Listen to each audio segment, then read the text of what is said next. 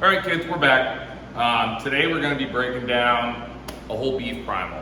So I have gone through a couple times now breaking down a whole beef. Now we're going to start getting into actually breaking down the separate primals. We're going to start with the rib, just because it's one of everyone's favorites. So this is the whole rib primal. So this is right off the cow. This is going to be like the loin of it, where you're going to get all your ribeye steaks. You got the skirt, you got the secondary skirt, and this customer wants short ribs, so we'll be getting all the short ribs out of this too. So it's going to be a lot less time lapse today. I'm going to talk a lot more about what I'm doing, what comes out of everything. So I'm going to go ahead, get you set up on the bench, and we'll get this thing cleaned up and ready to throw in the saw. All right, so first thing we're going to do, we'll pop this string out that we were hanging it with. Again, these poly ropes have been a game changer for me. It just makes life 1,000 times easier. So first thing I do, we're gonna pop this membrane off the skirts and the belly. So just make an incision cut here. And what these cuts do is it kind of loosens everything around this membrane.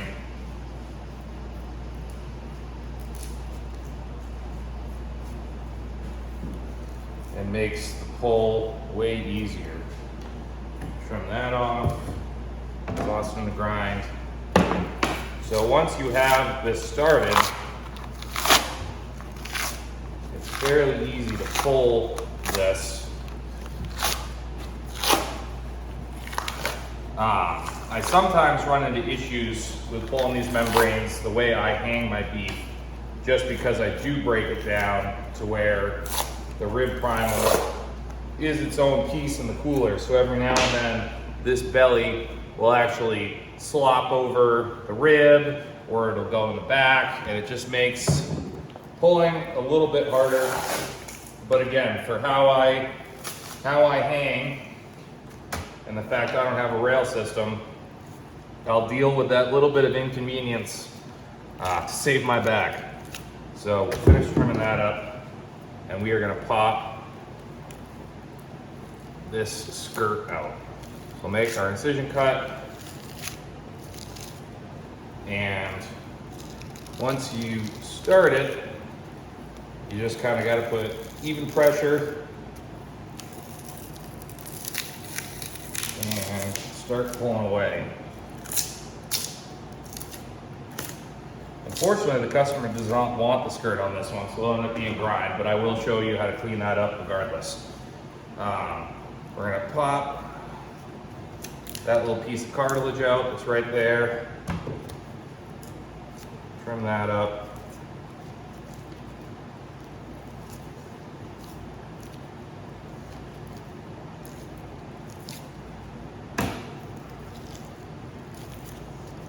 All right.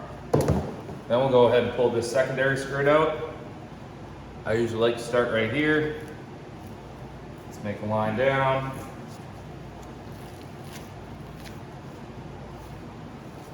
Get the rest of that cartilage out of here.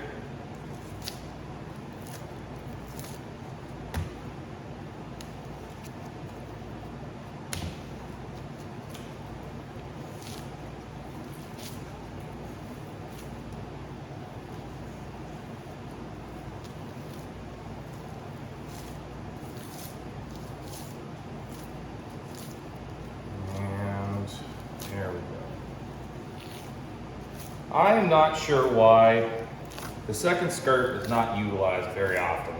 Most of the time it's just round. I honestly think it's a more meatier chunk. Whenever I do my beef, I save both. They're great for like fajitas or something like that. So now we have that open. So you can kind of see a little bit more. Again, these are obviously the ribs out of the rib cage. And then we have this section right here, which is more cartilage. It's bone and cartilage, and that's where it circles around. So this would be the bottom of the chest. So what we're gonna do is we're gonna pull this belly off. And I usually do it, we'll do it like this so you can see it. I'll take my hook, push down. There we go. I'll push down. This is the start of that cartilage. Make my first incision, come over to the corner, and just pull it down. You don't want to go too far, because as you'll see in a second, we're going to pop this chunk of cartilage off, and that's about as far as we want to go with it. So, one of the things you just kind of know after doing this for a while, we'll adjust it again. So we're going to pop this cartilage off. The end of that cartilage starts right about here. So we're going to make our first scoring cut and just start pushing down on it to pop that. And as you can see, when you line it up right, you can just kind of cut right through it. So that's that. We'll go through, clean this up a little bit. If you wanted to, you could go through every single one and pull as much meat out as you can. It does turn into one of those, how much time you spend it on it, or how much meat you're gonna get out of it. So, and the majority of the time, it's usually pretty fatty. So we're also gonna go ahead, cut this belly off. And what I'm gonna do is I'll set this main primal aside, and we'll get rid of some of this stuff that's gonna be grinding. So this is the beef belly. I have seen people make bacon out of it. It looks pretty good. If I was going to make beef bacon, this would be the kind of belly I would use. I'll go ahead and face that so you can kind of see it. Looks a lot like bacon. This was, pretty sure it was a Hereford Cross. So it had pretty good fat content. But again, this customer just wants ground. So we're gonna give him some burger.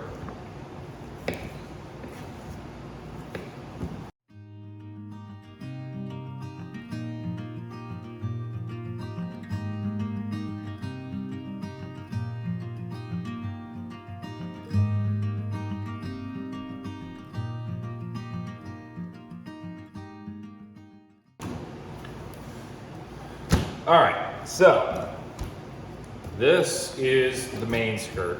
So as you can see, this is part of the diaphragm.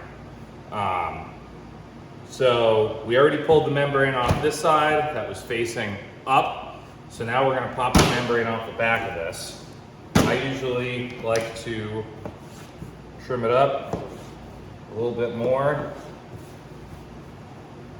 just to kind of get all those corners loose.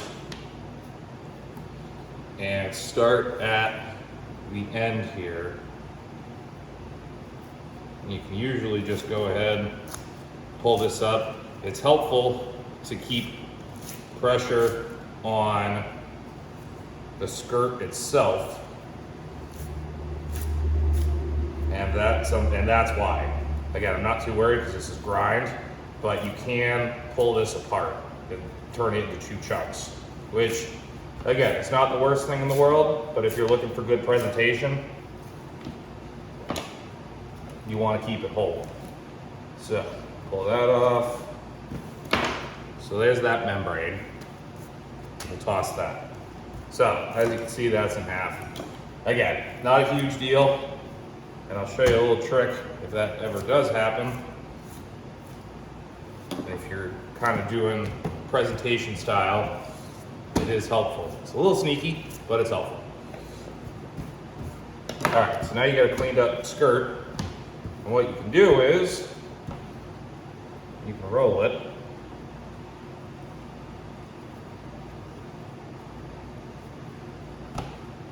It turns into a nice little beef rose. But again, we are grinding this. So, and then again, very similar with this. There's no secondary membrane on this guy. So we're just gonna clean off some of this extra fat.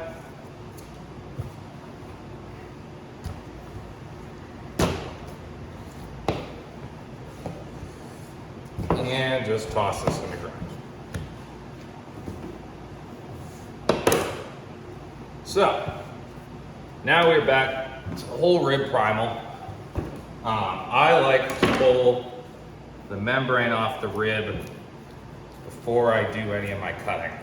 There's usually some added fat around the loin end. This is the loin end, because this is where this connects to the short loin on the cow. There's usually a little more fat down here. So I like to trim this off first before I pull the membrane. All right. So now that that's done, you can kind of see right here is where the start of that membrane is. So what I like to do, I'll press it up against me right here, take my hook, and work my way down on the bones. Just a little bit first. You don't want to put too much pressure and tear it all the way through, because then you won't have anything to grab onto.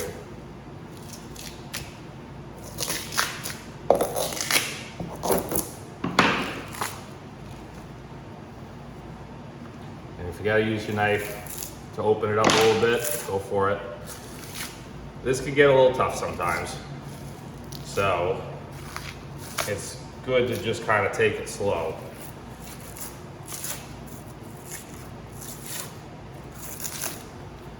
And again, you might have to come back with your hook, start another line.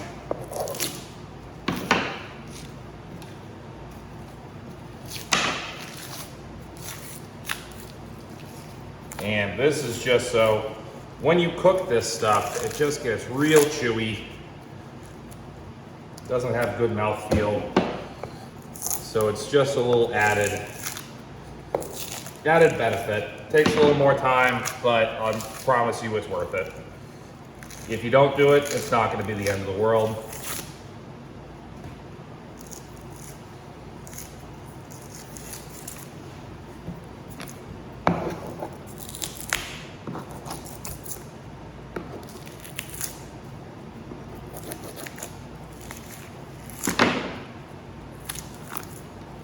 Like I said, it gets a little tougher once you get up to the rib itself.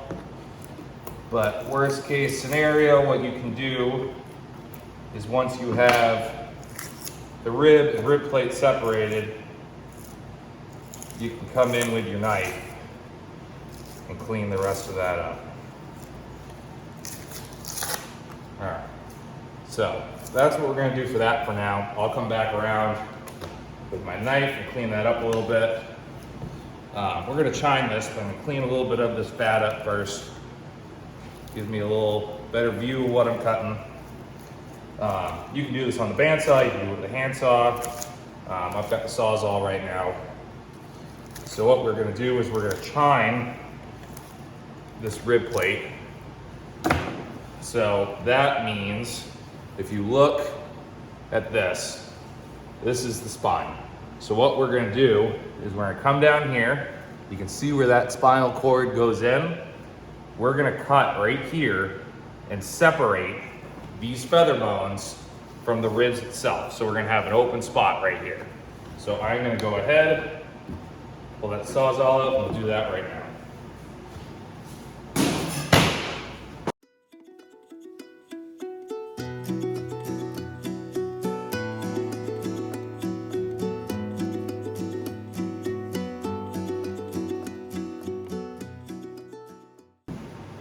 All right, so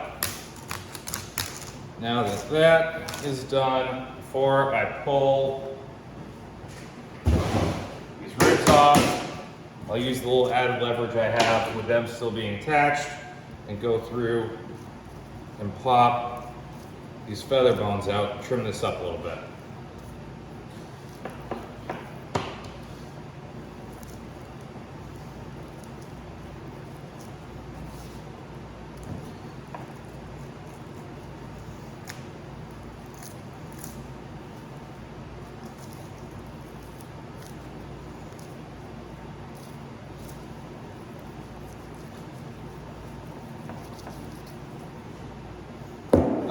now that that's cleaned up, we are gonna pop these ribs off of the primal itself. So when you look at both sides, that's the main loin.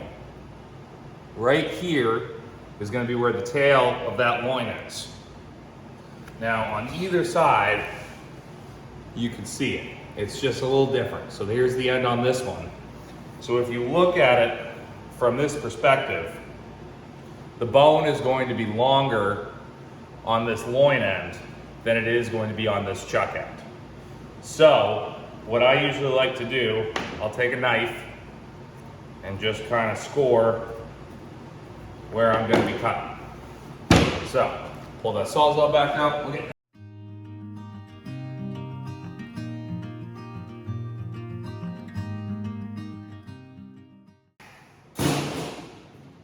all right, so now we have the rib primal and we have the rib plate. So we're gonna clean this rib plate up first. I like to get everything prepped on the bandsaw, so I really have to go over there once. So we already pulled all the membrane off this. We'll flip this over, clean up a little bit of stuff. This one really had a really nice fat cap, not too crazy, so I'm not exceedingly worried about it. So that's good to go. So we'll go ahead and toss that aside and we'll get the rest of this prepped. So, like I said, you can see a little bit here, there's still a little bit of that membrane. So now we're just gonna come back, now that everything's freed up,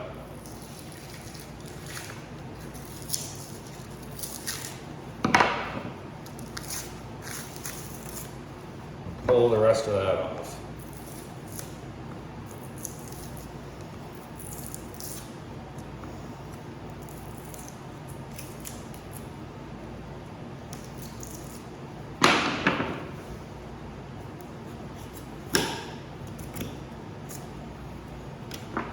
So, before I even get this on the saw, first we'll pull the cap off. So, as you can see, that kind of looks like a normal ribeye. So this is the cap that is on the top. What I like to do, you can literally just pull it off. I'll usually take my hook and just start separating the back.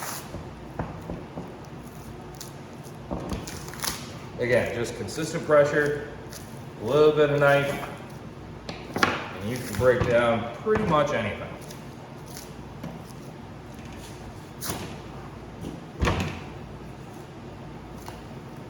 Now I like to leave a little bit of that fat cap on the back, so we'll just come over, and that's your cap. We'll also pull this tendon out, no one wants to chew on that. And we'll just clean this up just a little bit more. So, put that there for a second, we'll clean this cap up and head over to the saw.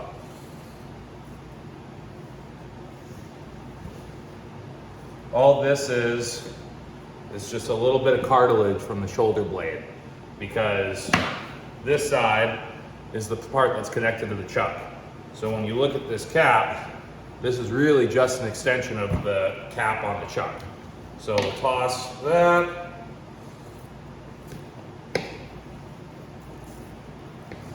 Open this up and just clean it up.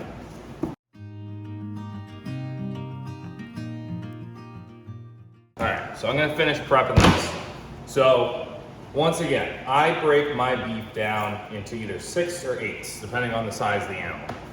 Part of, not an issue with it, but something you run into when you do that is oxidization of the meat. So, as you can see, this is fairly dark, and the way it hung, this kind of settled in a little bit. So what I'm gonna do before you even get it on the saw is a little bit of bone right here, and I can line it up. We'll face that off.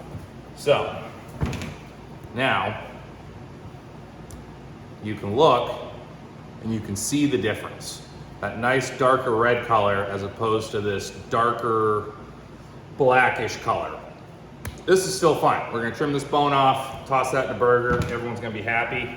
Again, you have a little bit of it on this side, so we will just come through, trim that up a little bit, and that's already pretty much trimmed. So, trim a little bit of that tail, and we are ready to move over to the saw. A little bit right there. Ribs are nice just because, one, they're just delicious. They have good fat content, but what's nice about these is you can go to most grocery stores, buy a whole primal, BJ's, Costco. You could more than likely pick one of these up. I don't know about picking up a bone-in one. You might be able to, but usually boneless. Now, when you get them boneless, they're just about trimmed like this. They definitely make the jobs easy for the guys in the grocery stores. Essentially, there's going to be a little bit more trimming, but not much. And if it's boneless, you can just take, if you have a saber knife like this, hell, if you have a regular kitchen knife, you can just go through and cut whatever thickness you're looking for.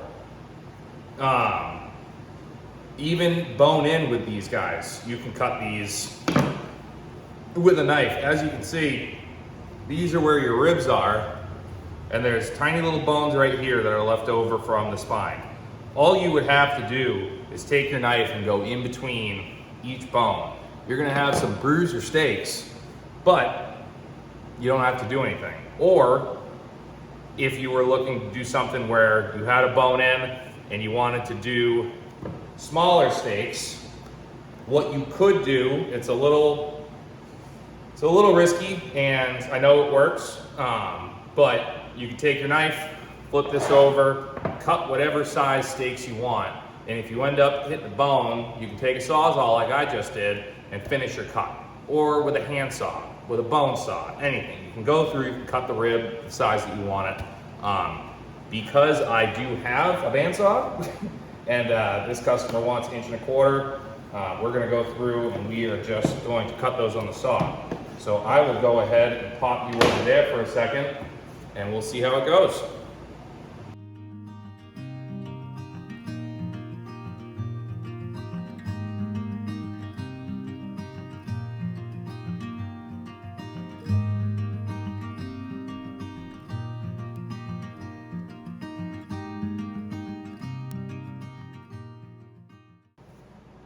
Don't do that last part. All right, so we're back on the bench. We're gonna go ahead and get these short ribs cleaned up. As you can see, real nice meat to fat ratio. I'm probably gonna cap these just a little bit, just because you don't need a crock pot full of fat. Fat is flavor, but it's not always the best. So we're just gonna cut right through in between the ribs. I cut mine about 3 inches. All right, so bust right through these. Not a lot of people get short ribs, and it's kind of a travesty. I will say there are beef that it is pointless to get short ribs off of. If you've got an older dairy cow, doesn't have a lot of fat on it, ribs aren't the best, but it also goes the other way. If you've got something that has been just fed as much silage and grain as possible, sometimes the short ribs aren't even worth it because there's so much fat. These are a really nice middle area. Again, you can see real nice fat cap, good marbling in them. These are going to be fantastic. I'm going to go ahead, we're going to trim this one up just because that is where poly rope was. So, then the rest of it, good to go.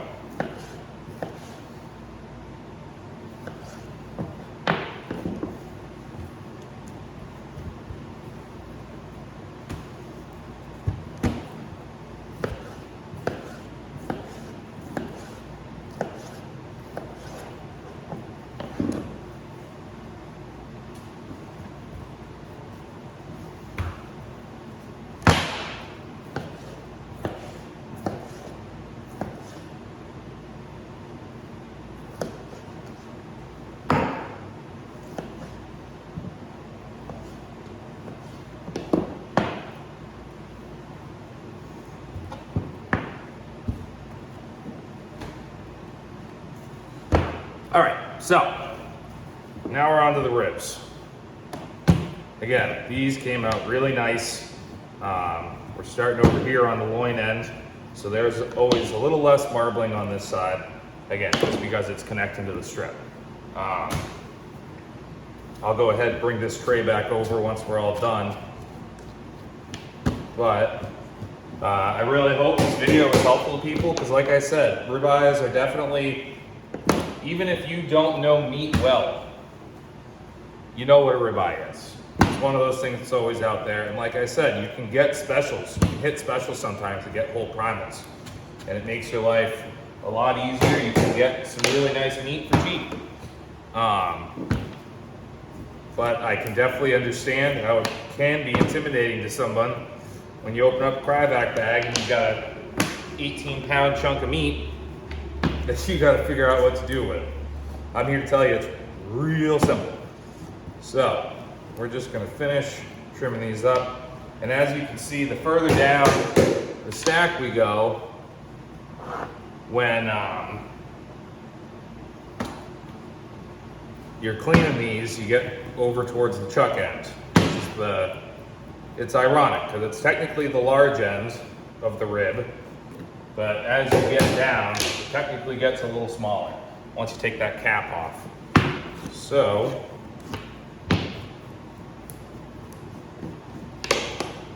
trim that up a little bit.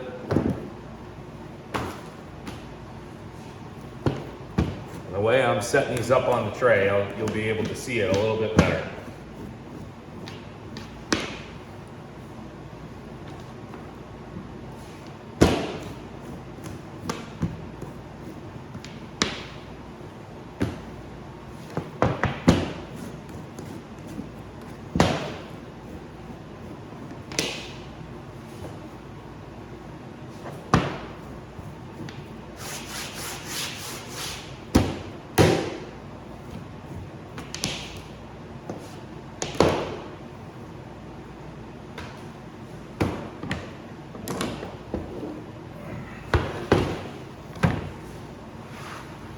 All right, so here is what you get. Like I said, you can also get the skirt off of this. If you want to keep the beef belly, you could, but this customer wanted short ribs and rib steaks, and that is exactly what they got. Again, these are awesome short ribs. I usually package these 6 to 8 per package. That's a pretty good meal once you take the bone out. Toss that in the crock pot, Dutch oven, braise them, anything like that. They're gonna come out fantastic. And obviously ribeyes, you can't go wrong with them. So, as I was saying with the difference, this is the end cut off the loin. This is the end cut off the chuck end. You can see the difference in marbling as it goes through the different cuts. This, like I said, was very nice marbled beef. Was a pleasure to cut it. But honestly, I hope this was helpful to you guys. There's gonna be more of these coming. We're just gonna start picking primals and start breaking them down. Hopefully it makes life a little bit easier for you if you are deciding to go out there and buy something on a discount or buy something in bulk. There's a lot of good deals out there. It's just a matter of learning what you're doing with them. So I hope you all enjoy, and we will see you next time.